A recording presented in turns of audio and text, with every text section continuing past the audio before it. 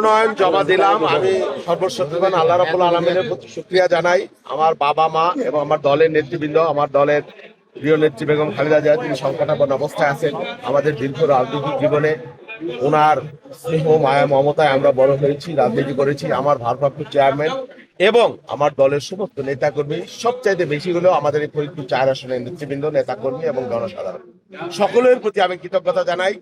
অনেক আগে থেকে এখানে আমরা কাজ শুরু করেছি, মানুষের অভূতপূর্ব সাড়া পেয়েছি আলহামদুলিল্লাহ। বাংলাদেশে এবং এই এলাকায় নির্বাচনের একটা আবহ, একটা উৎসবের পরিবেশ তৈরি হয়ে গেছে, যেটা বিগত দিনে কখনো ছিল না। নির্বাচন আমাদের এখানে একটা আতঙ্কের ব্যাপার হয়ে গেছিল। বর্তমানে এখানে নেতা ভোটারদের মধ্যে সেই রকমের কোনো পরিবেশ নাই। প্রত্যেকেই ভোট দেবার জন্য নিঃশঙ্কভাবে, নিঃশর্তভাবে এবং ভয় ডরহীন ভাবে উৎসবের আমাদের ভোট দেবার জন্য মানুষ প্রস্তুতি করছে এবং অভূতপূর্ব সাড়া পাচ্ছি। আমি বিজয়ের ব্যাপারে আলহামদুলিল্লাহ আল্লাহর উপর ভরসা করে বলতে পারি যে শতভাগ আশা। আমি সর্বপ্রথম আমাদের সৃষ্টিকর্তা মহান রাব্বুল আলামিনের কাছে আমি কৃতজ্ঞতা জানাই।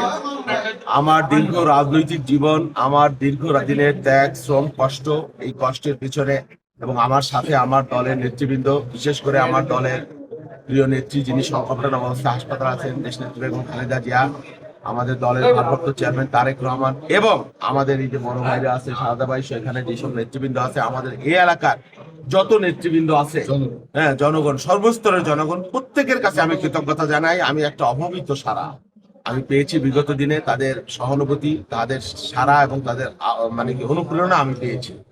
এবং যেই ধরনের পরিবেশ দেখছি এখানে আল্লাহর রহমতে এখন পর্যন্ত আমরা নির্বাচনে এমন কোনো পরিবেশ দেখিনি। তবে অনেকে নানান ধরনের নাশকতার চেষ্টা করছে, আমরা শুনছি, দেখছি।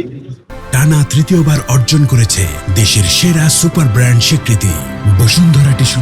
আশা করি এগুলা আমাদের নির্বাচনের যে ডামাডোল এবং নির্বাচনের যে উৎসব, সেই উৎসবের মধ্যে এগুলো কোনো মানে ঠাঁই পাবে না। এবং আমি নির্বাচনে বিজয়ের ব্যাপারে বাস্তবিক অর্থেই মানুষের যে আগ্রহ, অনুপ্রেরণা, আমি বাস্তবিক অর্থেই মানুষের মানে 100% আশাবাদী, ইনশাল্লাহ 100% আশাবাদী।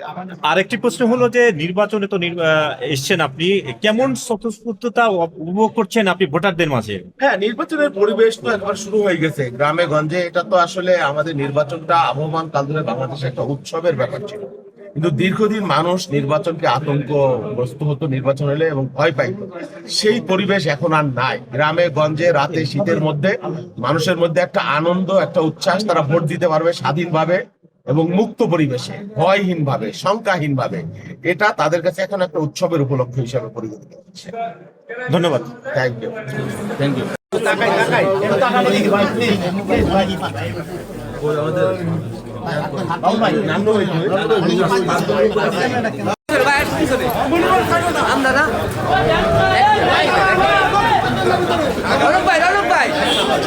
আরে ভাই আপনারা